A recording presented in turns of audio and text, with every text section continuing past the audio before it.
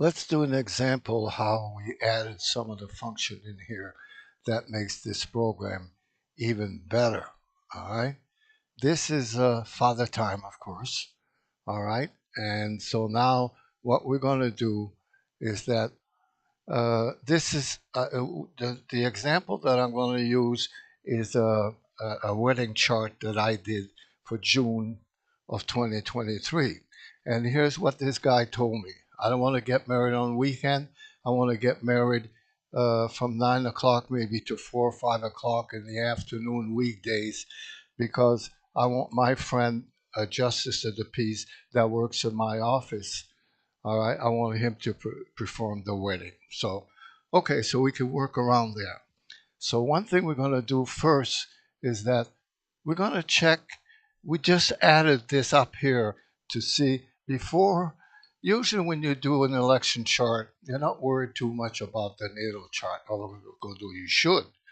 But supposedly that if the sky is lined up just right and it says, okay, it's a time to get married, it's going to work no matter what your natal chart is. Well, I don't, you know. So what I did here is that we added some artificial intelligence that has something to do with every function of your life. All right.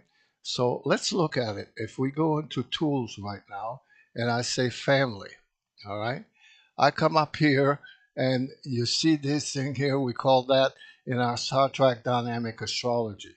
This is communication that would be brothers and sisters, having everything to do with brothers and sisters, third house communication, signing contract, career, and all that. What it does is that it takes the natal chart and it weighs what's going on in the sky and weighs things out, bad aspect, negative value, good aspect, good value. Okay, so now what we're going to do is we're going to add a chart here.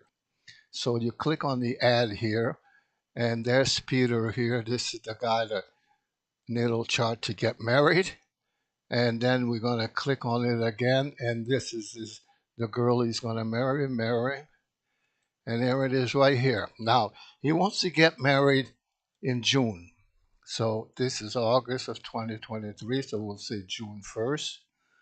All right, and then we're going to go T-Max, and we're going to say 2023 again. We're going to say at the end of June. So just to check it out again, we're going to say, yeah, June 1st, all right, and June 30th. So we're all set now. Now we know that what we need to check is not his career, is not his home, is not his love to children, his partnership. He wants to get married. So we'll click on partnership here and we'll say calculate. Now, when we look at it, we know that here Peter is not a good time in this little chart with the seventh house here. With her, not too bad here. But you can see here around the 25th to the end of the month, it's better. All right. Of course, this is weekend, but the 27, 28, 29, they're fairly good compared to the rest of them. Definitely wants to get married in June. So, okay, so we'll say, all right, okay, we can make a note of that, from the 27th to the end of the month is not bad. All right, so we're going to get out of this. And here, we're going to look at the next thing here in tools again. That doesn't pay much attention, but I like to look at it anyway, just to show you. What this does here is I'm going to put the natal chart again, and I'm going to bring here, uh, see father time and family, client chart, natal chart. Okay, Peter. I'm going to bring Peter up. All right, and I'm going to give it a date again. I'm going to say beginning June, June 1st. Just like I said, this is not something that really urgent, but I like to look at it anyway. June, and we're going to say June 30th. So now we got it, and we'll put all the planets. We got all the planets, okay? So we'll say calculate. and we'll make it bigger. See what that tells us? It tells us again when in its natal chart the sun is afflicted here, the thing is afflicted, and as you can see towards the 27th to the end again, the only planet that's affected is Mercury. The rest of them is good, at least for him, right? So now we're going to look at hers, Mary. So we're going to click on Mary here, and we're going to click on that, and we say okay. And again, we'll calculate it. And as we can see, well, she's towards, she's got Uranus. She's got a little bit more afflicted natal planet. But she's got a good Mercury, a good moon, a good everything. I wouldn't pay too much attention to that, but I like to see it. All right? I like to look at it. Now, the third thing that you really want to do is if you click on Tools here, and you go and say Stellium. All right, and we'll make this bigger, and we'll say option here. And in Stellium, what we're trying to find is if there's a good time in June for this person to get married, and it's going to tell you where the grand trine is, the T square and all that. So all I need actually is the T square. I don't even need the inconjunct. I don't need this. I don't need that. All I'm worried about is grand trine, grand square, mystical, rectangle, and kite. Kites are very important. And here, people use 7-degree orb. We're going to use a 10-degree orb. All right. And I want to click on object, and I'm going to put the moon. I want to put all the planets in. All right. And then I'm going to go here, and I'm going to say pattern. First of all, here, I want to go down the bottom right here. I'm going to say calculate. All right, so it's calculated. Now I want to see the pattern. So I go up on top here and I see patterns. Now let's see here. I can hold the mouse down here. I could have set my Tmin and Tmax, but it's okay. As a matter of fact, I should have set it right because, as you can see, it option here, pattern stellium.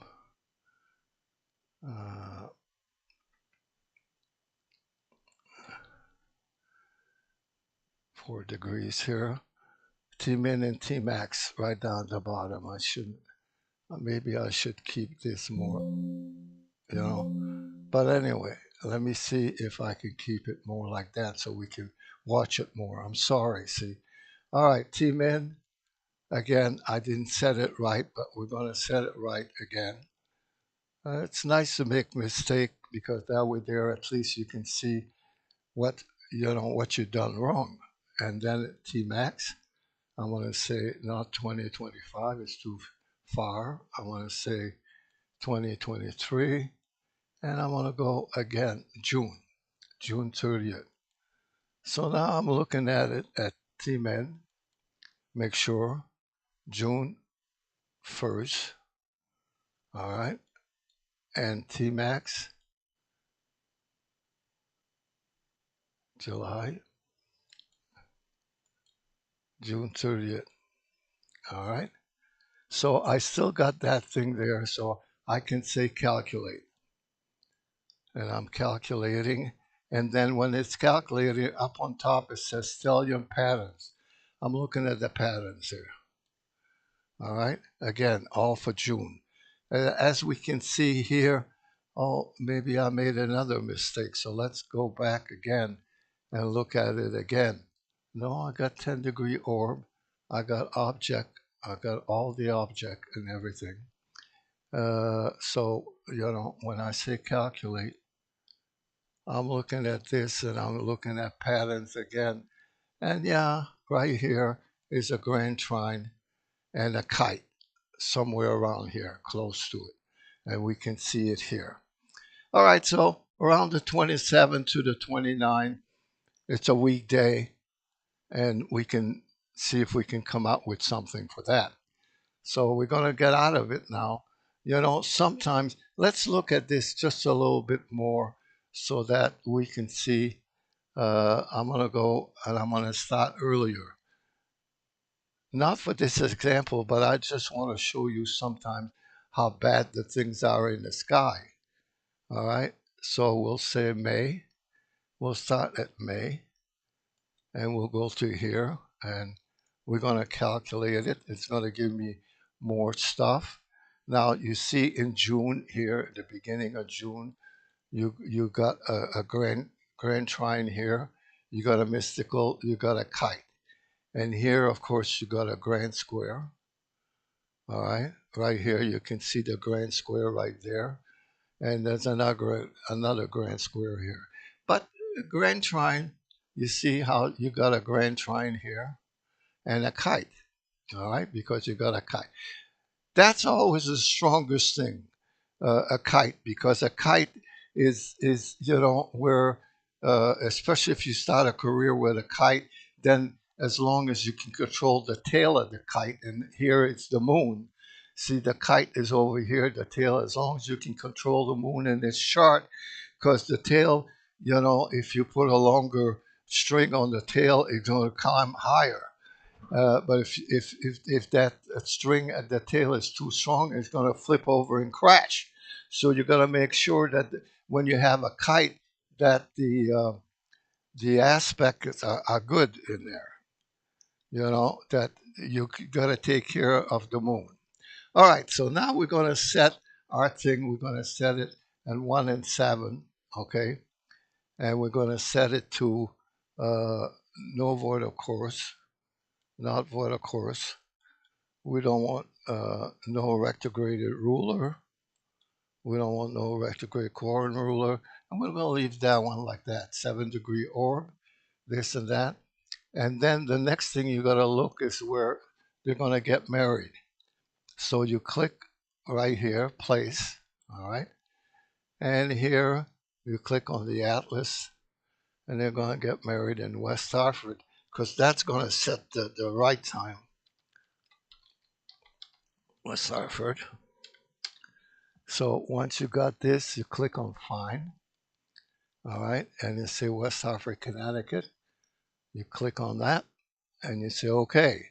So it sets it up to West Hartford, the right time zone, the right thing, and everything. So now I got all this set up, all right. Now I got to set my time, 9 a.m. to 1 p.m. We'll leave 9 a.m. I can change it, and we'll say 4 o'clock, right? 4 p.m. there, and I say OK. Okay, interval. So now it tells me from 9 a.m. to 4 p.m. they want to get married, and they want to get married in June. So I have to go to June. I can click further in the calendar, earlier in the calendar. There's June. All right, and I'm going to put X in front of this. So I want to get married. I said the 26th uh, and the 27th. I'll leave that there. That's not going to bother us. Okay, so now 9 a.m. to 9 p.m., 10 minutes, blah, blah, blah. Clear that. And so I says no retrograde, 1 and 7. Everything is all set. I say calculate. Okay, so now we know that the 27, 627 is the highest, positive. And sometimes when you go down, you start seeing negative.